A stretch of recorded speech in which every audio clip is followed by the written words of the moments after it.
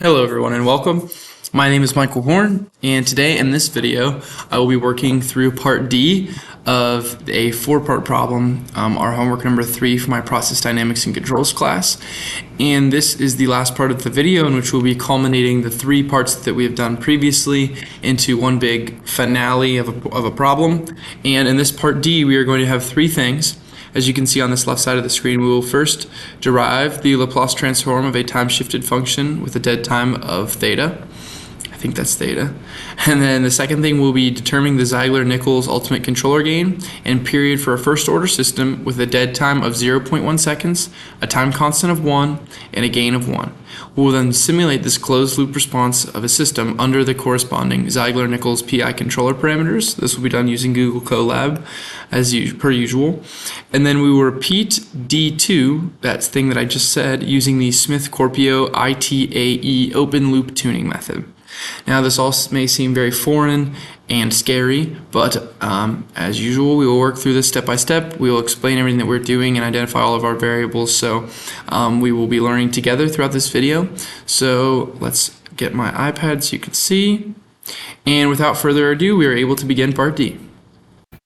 So as you may have noticed, I used a term called dead time, which is rather new. We've never used it in one of these videos before, so let's explain what that is.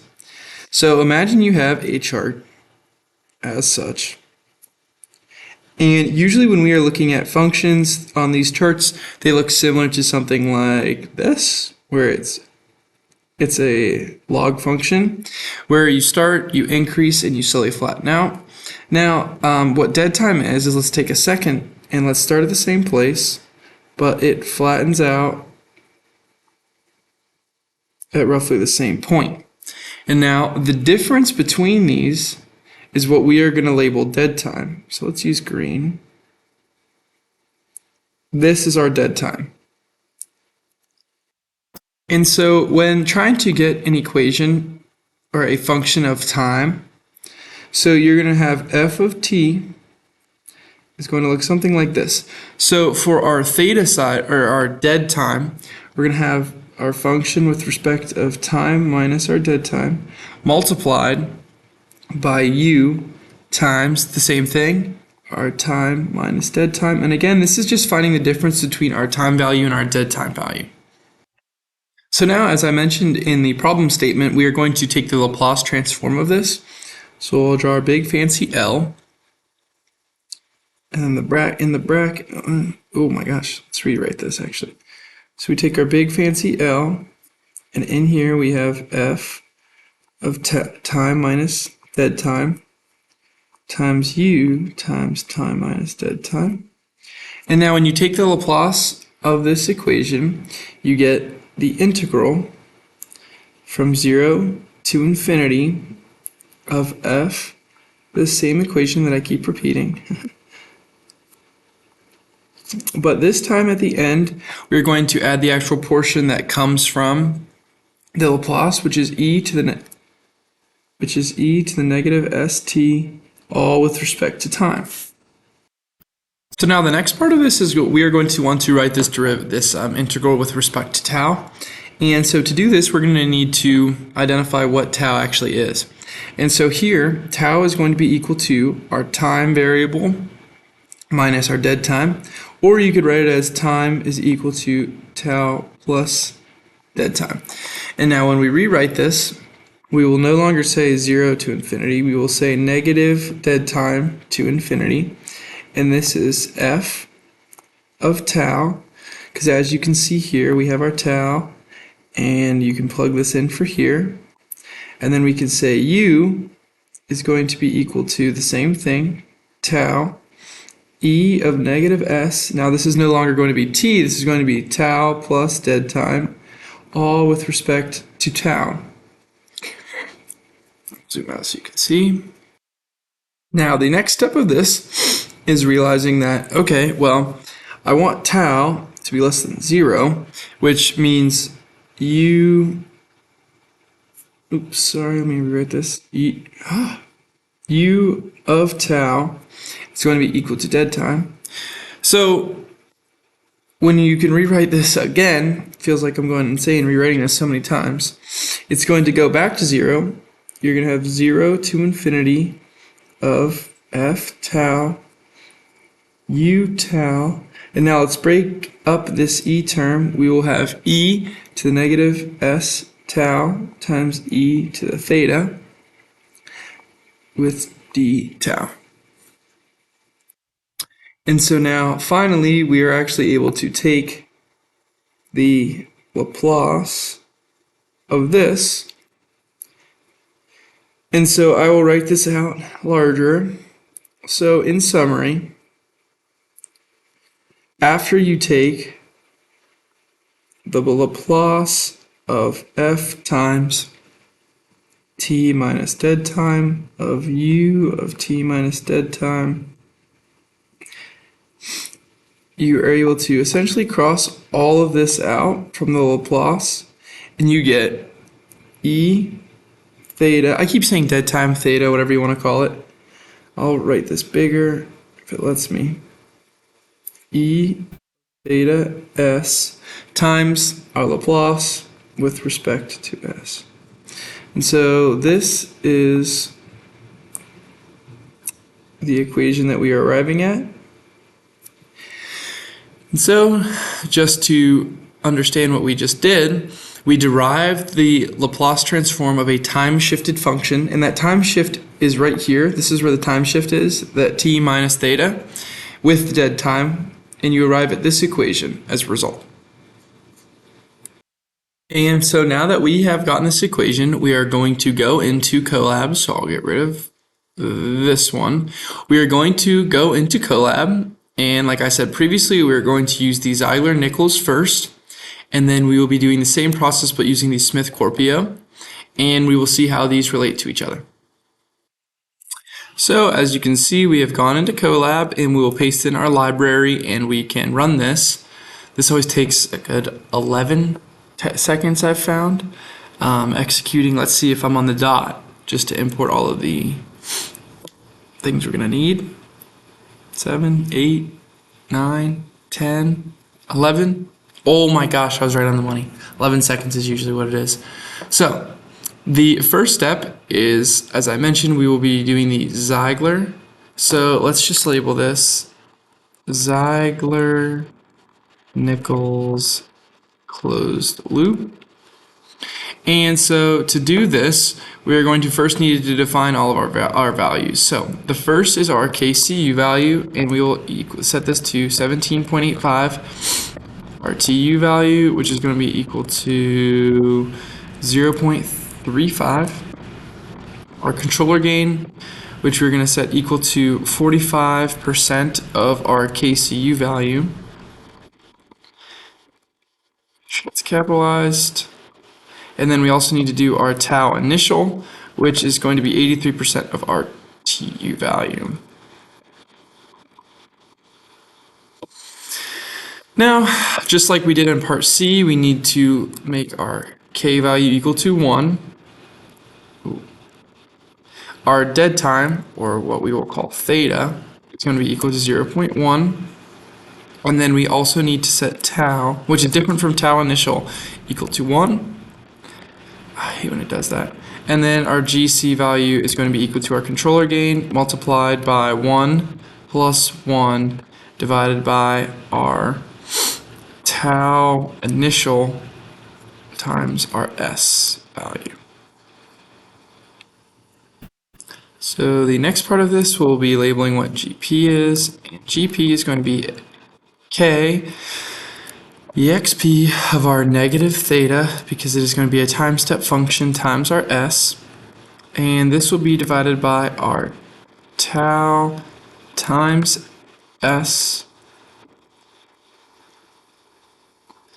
This is exp. Okay, there we go. And then, like we said, this is going to be a closed loop, so we will label this G closed is equal to GC times GP divided by our 1 times our GC value times our GP value. And then from here, we have to we want our T and our H values. And we're going to set those equal to sim, and this is very similar to last time, g closed lambda, I did that wrong last time, t to 1. We want n set to 5,000.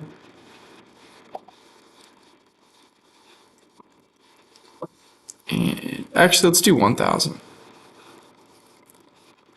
And our derivative of time is going to set equal to 0.01. And then as usual, we need to do fig equals make underscore subplots.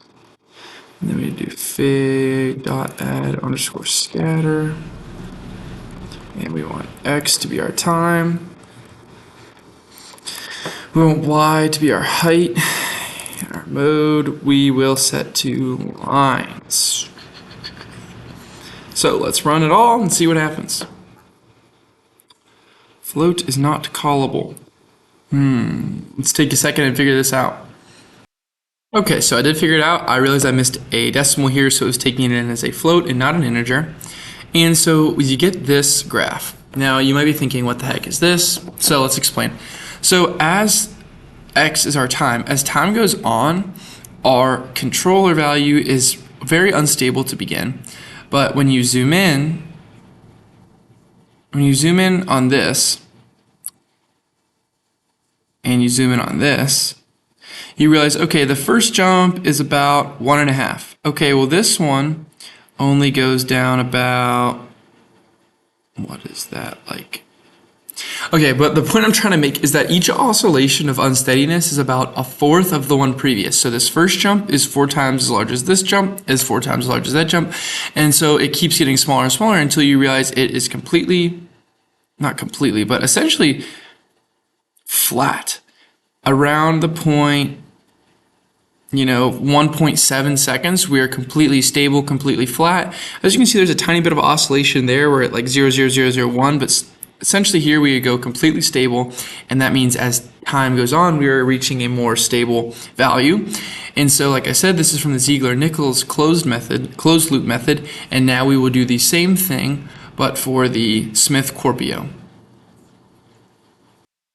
So let's add a new line of code. Let's label this Smith Corpio. I think I've been saying that ITAE.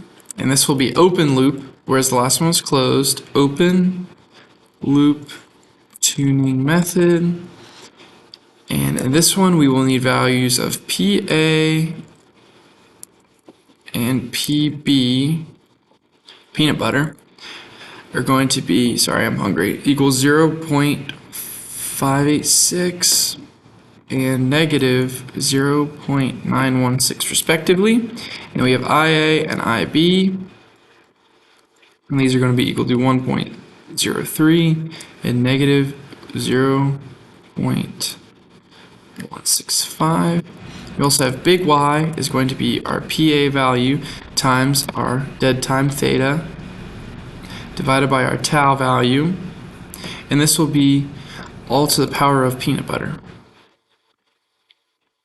Now our controller gain, we are going to set equal to our big Y divided by our proportional gain K, and then we need our tau initial to be equal to tau, let's make it slower, tau is equal to tau divided by our IA plus our IB. Oh my gosh, I'm having trouble typing today. IB times our theta value divided by tau. And now we need to do the same thing as we did before. We have to label our, actually let's run this to make sure everything's okay. Again, we're having float issues. I'll deal with that later. We will add another line of code here in which we need to set equal to GC. We need to say GP. We also need to do G closed and T and H. So first we will work with GC, which is similar to what we've done before. KC times, again, we got these equations from when we derived it on my iPad. 1 plus 1 divided by our tau initial plus S space this out a bit. And then GP is going to be K times EXP of our negative theta times S. And this will be divided by tau times S plus 1. And finally our and next our G close will be GC times GP divided by 1 plus GC times GP. Again, all of these are from parts A, B, and C on the iPad. And then these will be equal to sim of G closed lambda t to 1, comma, n, we'll set equal to 1,000 again. And our derivative of time is going to be equal to 0.01. And then let's go up and grab this. This will be the exact same. We want to make another subplot. And we can run off, see what we get. Okay, we keep getting this float. I'm going to go through and check my decimals and come right back. Okay, so we were able to fix that float issue, and now you can see a much more stable system, and this is purely due to the tuning method. So as you can see, our height very, very minorly goes above the height that we want, and as soon as it dips slightly above what our goal is, the tuning method corrects that instability, and it flattens it out much quicker. As you can see, just at 1, we are already starting to completely become a stable and flat system. And again, this is because we have a tuning method, whereas in our previous situation, it's kind of continuously guessing. Imagine, it's just kind of on the fly working. Okay, I'm too high. Okay, I'm going to fix it. Oh, I'm too low, too high, too low, until it's able to find a consistent value that allows it to be stable. Whereas this one, it says, okay, as soon as it is higher than our value that we want, it flattens it out and is more of a stable system in this situation using our Smith-Corpio ITAE method. And this is closed open loop. So thank you for watching. This has been a summary of homework 3 part D for process dynamics and controls.